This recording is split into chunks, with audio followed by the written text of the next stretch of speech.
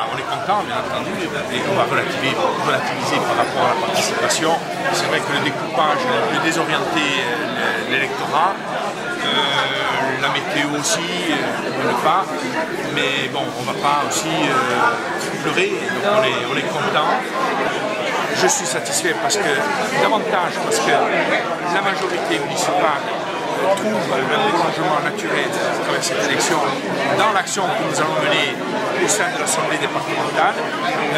Il y a le quotidien, évidemment. Nous allons œuvrer avec les principes que nous mettons en pratique à la mairie, la transparence, l'équité.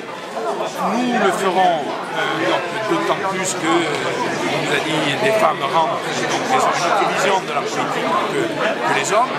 Et puis nous allons aussi, c'est un chantier important, accompagner le passage à la collectivité unique en faisant respecter l'équilibre territorial des pouvoirs. Alors l'équilibre territorial, nous sous-entendons que Bastia, capitale administrative, mais aussi capitale économique de la Corse, soit son rang soit respecté.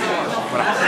Et aussi, puisque nous sommes au sein d'une assemblée départementale, nous veillerons à ce qu'au niveau de l'équilibre territorial du pouvoir, le rural ne soit pas oublié, parce qu'il y a une désertification qui s'accélère.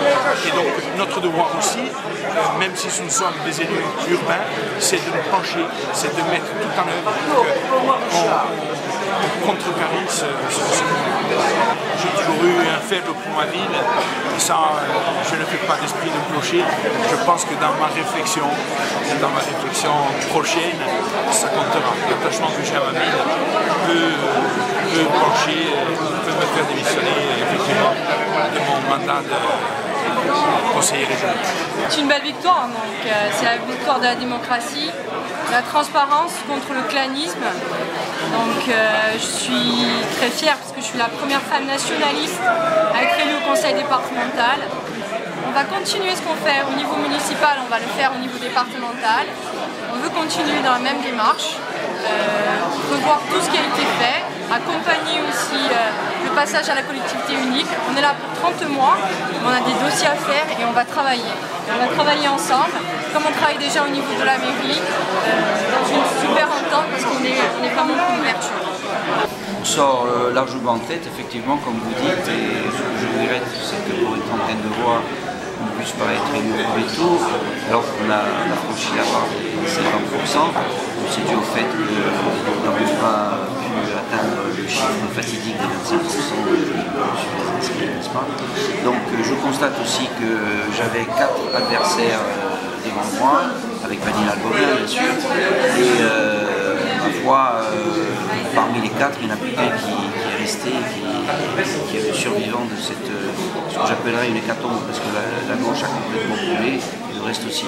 Je pense que la semaine prochaine, dimanche prochain, on sera élu sans problème, on mobilisera nos troupes et on arrivera à franchir le cap sans problème. La notion de tandem est une bonne chose dans la mesure où elle permet effectivement d'avoir accès à un électorat que l'autre n'a pas. Bon, aujourd'hui, sur une élection dans un contexte où les conseils généraux sont appelés à disparaître ou pas, où les gens sont très peu mobilisés, parce que ce qui nous empêche de passer au premier tour, c'est un faible taux de participation dans certains quartiers, dans certains endroits. Sur mon village, sur ma propre commune, je fais plus de 70% des voix, ce qui est quand même assez exceptionnel.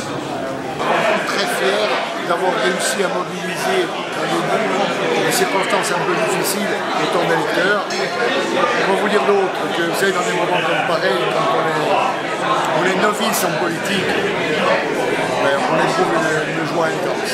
Je voudrais avant tout, encore une fois, remercier tous ces électeurs et électrices qui se sont déplacés, qui ont fait l'effort de suivre notre démarche, une démarche nouvelle en politique, qui se sont véritablement exprimés librement. C'est un campement symbolique à plus d'un titre. D'abord par rapport aux candidats que nous avions contre nous, ils représentent les tenants du pouvoir passé. Aujourd'hui, on s'aperçoit que tout cet édifice s'écroule, et malgré quelques bureaux de vote qui sont toujours plus ou moins sous la mainmise d'un système plutôt opaque, on s'aperçoit que de toute manière, dimanche prochain, nous allons concrétiser et gagner tous ensemble.